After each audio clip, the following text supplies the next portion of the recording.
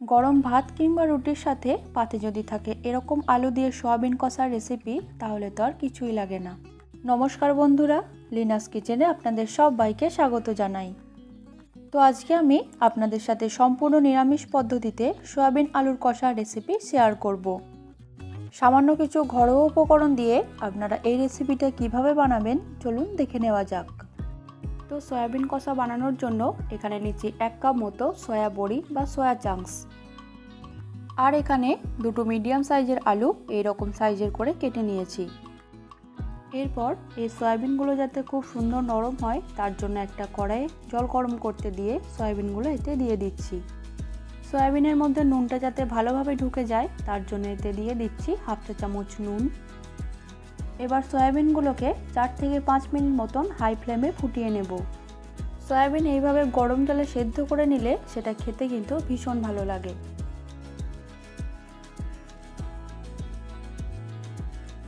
Minute 5 মতন ফুটিয়ে নিয়ে সয়াবিনগুলোকে একটা বাটিতে তুলে নিচ্ছি। এরপর সয়াবিনটাকে 2 থেকে 3 বার জল পাল্টে ভালো করে ধুয়ে নিয়ে এর মধ্যে এক্সেস যে জলটা আছে সেটা হাত দিয়ে প্রেস করে এভাবে বার করে দেব।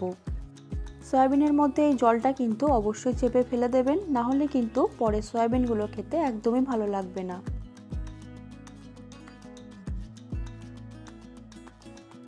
এরপর একটা বাটিতে নিয়ে নিচ্ছি 1/2 চা চামচ হলুদ গুঁড়ো, 1 চা চামচ কাশ্মীরি লঙ্কা গুঁড়ো, 1/2 চা চামচ জিরে গুঁড়ো আর 1 চা চামচ ধনে গুঁড়ো।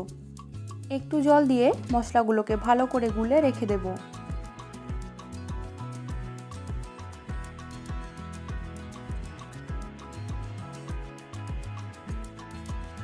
এরপর কড়াইয়ে দিয়ে দিচ্ছি 2 টেবিল চামচ সরষের তেল।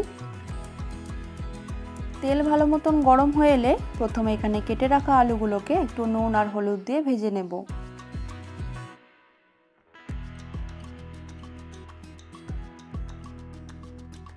আলুগুলোকে এখানে হালকা লাল লাল করে ভেজে নিচ্ছি।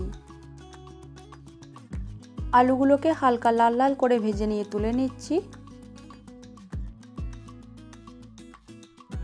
এরপর ওই তেলেই সয়াবিনগুলোকেও 2 থেকে 3 মিনিট মতন একটু নেড়ে চেড়ে নেব। সয়াবিনগুলো দিয়ে এইভাবে নাড়তে থাকবেন, না হলে কিন্তু কড়াইয়ের গায়ে লেগে যাওয়ার একটা সম্ভাবনা থাকে।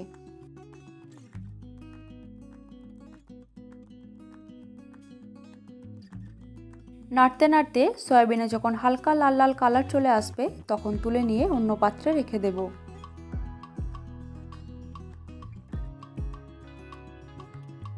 এরপর কড়াইয়ে আরও 2 টেবিল চামচ মতন সর্ষের তেল দিয়ে তাতে ফোড়নের জন্য দিয়ে দিচ্ছি গোটা গরম মশলা, একটা তেজপাতা, 1/2 চা চামচ গোটা জিরে আর একটা শুকনো লঙ্কা।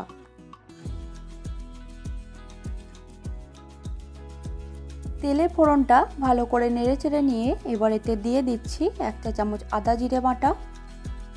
আদা জিরে বাটাটা দিয়ে খুব ভালো করে এখানে কষিয়ে নেব, যাতে আদার কাঁচা গন্ধটা একেবারেই চলে যায়। আদা জিরে বাটাটাকে খুব ভালো করে কষিয়ে নিয়ে এরপর এতে দিয়ে দিচ্ছি একটা মিডিয়াম সাইজের কুচিয়ে রাখা টমেটো, সাথে দিয়ে দিচ্ছি স্বাদমতো নুন। এবার টমেটোটাও এখানে খুব ভালো করে কুক করে নেব।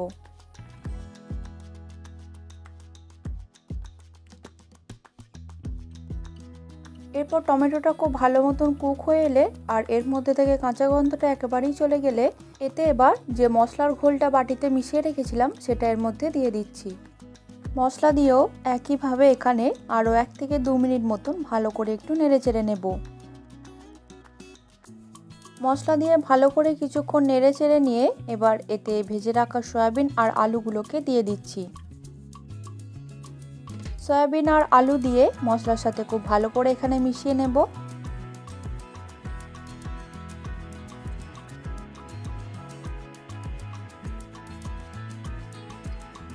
সয়াবিন আর আলু দিয়ে কষতে কষতে এতে দিয়ে দিচ্ছি স্বাদমতো নুন আর চিনি।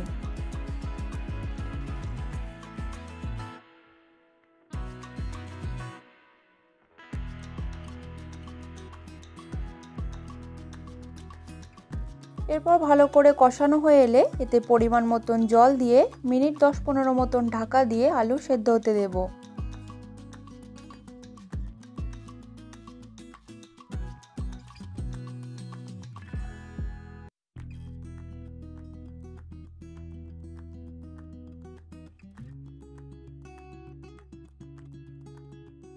এরপর মিনিট 15 মতন পরে ঢাকাটা খুলে দিচ্ছি। আলুগুলো এখানে খুব সুন্দর সেদ্ধ হয়ে গেছে আর রান্নাও আর প্রায় শেষের দিকে হয়ে এসেছে। এবার সবশেষে এতে দিয়ে দিচ্ছি 1/4 চা চামচ মতন গরম মশলা দিয়ে এবার ভালো করে একবার মিশিয়ে নেব।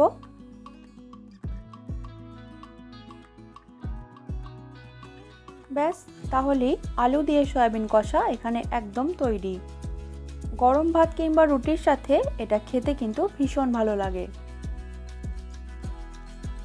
তো আজকের রেসিপিটি আপনাদের নিশ্চয়ই ভালো লেগেছে। ভালো লেগে থাকলে আমাকে অবশ্যই কমেন্টে জানাবেন। আর এরকম রান্নার রেসিপি পেতে হলে আমার চ্যানেলটিকে অবশ্যই সাবস্ক্রাইব করে রাখবেন আর পাশে থাকা বেল আইকনটা ক্লিক করে অল করে রাখবেন। সবাই ভালো থাকবেন, সুস্থ থাকবেন। দেখা হচ্ছে আপনাদের সাথে আবার নেক্সট একটি রেসিপি নিয়ে।